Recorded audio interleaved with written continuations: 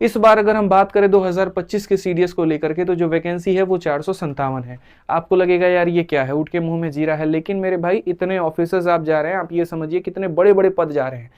समझ रहे हो मेरी बात को लेकर के? तो इनकी वैकेंसीज लगभग इतनी ही आती है और साल भर में कुल मिलाकर के 800 से 1000 के बीच में वैकेंसी होती है, क्योंकि एक बार में इतनी आई, फिर दूसरी बार आई, तो पूरे एक साल का जो है 800 से 1000 के बीच में होता है। इस बार अगर सीडीएस की परीक्षा देखें तो वो 13 अप्रैल 2025 को है। ठीक है, तो जैसे मैंने आपको कहा कि हर पेपर आपका 2-2 घंटे का होता है। मजे की बात यहां पर यह है कि आपके 100 क्वेश्चन नहीं 120 क्वेश्चन होते हैं। ठीक है, और कितने नंबर का पेपर होता है? तो 100 नंबर का आपका पेपर होता है। मैंने जैसे कहा कि आपको हर एक सेक्शन को भी क्वालिफाई करना है, और बाद में यहाँ पर 300 नंबर का भी एक एक्स कट ऑफ बनता है। वो कट ऑफ भी आज तक किसी को पता नहीं चला क्या रहता है, कितना नहीं रहता है, बट हाँ आपको उसको भी क्वालिफाई करना होता है।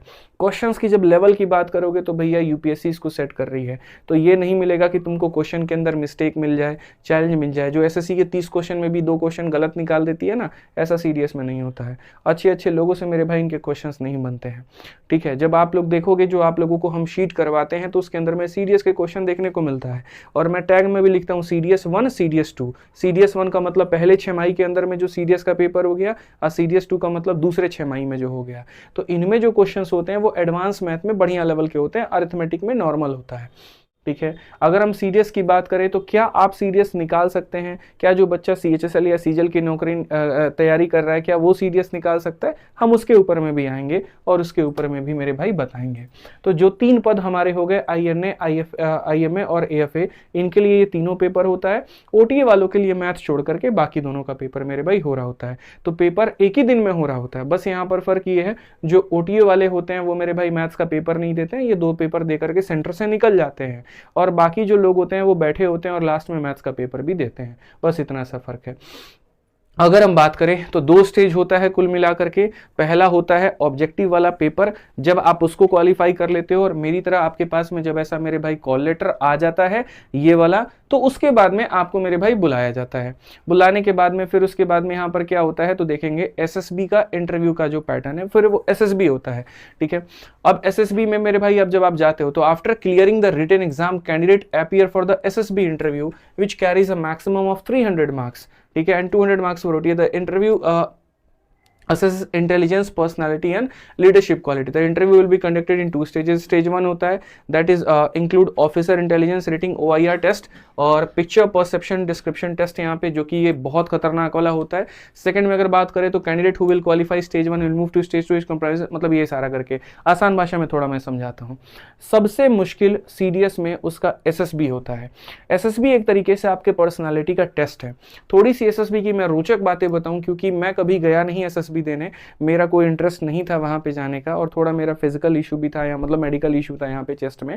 ठीक है, तो इसी वजह से मुझे पता था मैं बाद में छट जाऊंगा, तो मैं नहीं गया वहां पे। ठीक है, उस समय मतलब एक छोटा सा बीमारी हो गया था वहां पे, तो वो दाग वहां पे चेस्ट में है तो वो हटा देते तो फिर फायदा होता नहीं वहां पे, तो इसीलिए हम लोग सीजल के लिए डेडिकेटेड थे, हमने वहीं किया।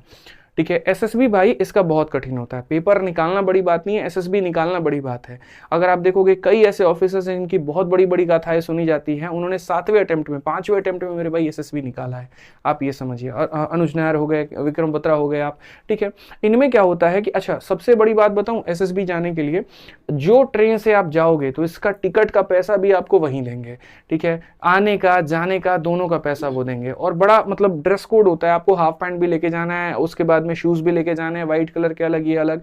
पहले दिन स्क्रीनिंग होता है, उसमें बहुत लोग छट जाते हैं। या तो 2 ही दिन छटता है बच्चा, पहला दिन छटेगा या 5वां दिन छटेगा, तो पहले दिन बहुत सारे बच्चे छट जाते हैं। होता क्या है मेरे भाई, आपको 30 सेकंड के लिए एक फोटो दिखा दिया जाएगा और उसके बाद में उसके ऊपर में क्वेश्चंस पूछे जाएंगे। एक आ जाएगा लिख करके बताइए आपने क्या क्या देखा है, जिसके डिफरेंट आंसर्स होते हैं मेरे भाई, ज्यादातर सिलेक्शन उन्हीं की संभावना होती है। जो कोचिंग के रटे रटाए पतलून गए होते हैं उनको छांट दिया जाता है वहां, इतने मान करके चलो। और भी इसके काफी बड़ी बड़ी कथाएं अगर आप देखोगे सीडीएस में, तो जो एसएसबी होता है मेरे भाई, उनमें उनको ऐसे व्यक्ति भी नहीं चाहिए होते यहाँ पर जो बहुत ज्यादा नॉलेजेबल हो कि AK-47 दे दिया तो खोल खोल करके देख रहा है कि इसके अंदर में क्या कंपोनेंट है, और ऐसा भी मेरे भाई नहीं चाहिए कि उसको दे दे बंदूक तो चलाना ही नहीं आता है। बेसिकली उनको सिचुएशन के अकॉर्डिंग टैकल करने वाला एक ऐसा ऑफिसर चाहिए जो वहां पर देख पाए, एनालाइज कर पाए और सही डिसीजन ले पाए। ठीक है। तो ये इसका अपना ओवरऑल होता है। इसके बारे में मैं कभी डिटेल में एसएसबी के इंटरव्यू के बारे में बताऊंगा कि कैसा है, क्या है और कहाँ से क्लासेस आपकी करनी चाहिए। हालांकि जो बच्चे एसएसबी के लिए प्रिपेयर करना चाहते हैं, क्योंकि ऑफलाइन में ही बच्चे आते हैं, तो एक मेजर कलसी क्लासेस करके यूट्यूब पर चैनल है, वो बढ़िया तरीके से मेरे भाई प्रिपेयर कराते हैं। हमने तो उन्हीं की वीडियो देखी है अक्सर, तो मैं आपको उनका गाइड कर सकता हूँ कि जो बच्चे एसएसबी की प्रिपरेशन करना चाहते हैं वहाँ से कर ले। बाकी बहुत ऐसे ऑफलाइन ऑनलाइन कोचिंग्स होते हैं जो एसएसबी की तैयारी कराते हैं, तो आप उनसे भी हेल्प ले सकते हैं। अगर हम बात करें मेरे भाई यहाँ पर इस सीडीएस के पैटर्न में, तो देखिए हमारा विषय है सर मैथ्स का, और मैथ्स में अगर हम बात करें यहाँ पर, तो मैथ्स में कौन कौन सा टॉपिक आता है, तो सर एडवांस मैथ के ऊपर में ज़्यादा फोकस होता है। एडवांस में देखोगे तो number system, arithmetic, algebra, trigo, geometry, mensuration, geometry, statistics और लॉगरिथम।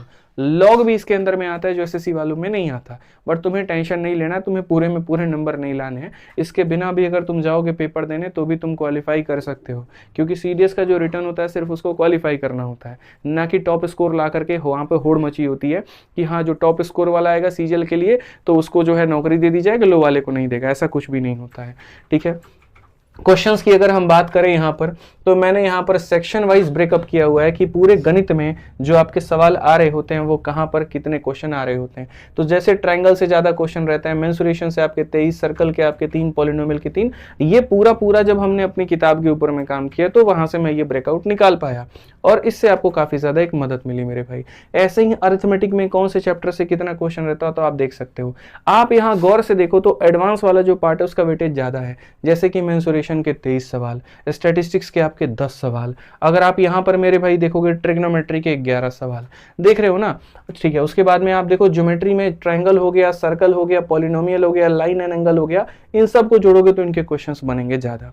ठीक है। तो जो बच्चे सीडीएस वाले होते हैं मेरे भाई, उनका ज़्यादातर फोकस जो है वो एडवांस मैथ की तरफ में होता है और कम फोकस अरिथमेटिक के ऊपर में होता है, क्योंकि वो क्वेश्चंस थोड़े चैलेंजिंग होते हैं। मिलेंगे अगली वीडियो में। आज के लिए इतना ही। चैनल को सब्सक्राइब कर लीजिए और अगर कोई मन में सवाल है तो कमेंट ज़रूर कर दीजिए। धन्यवाद।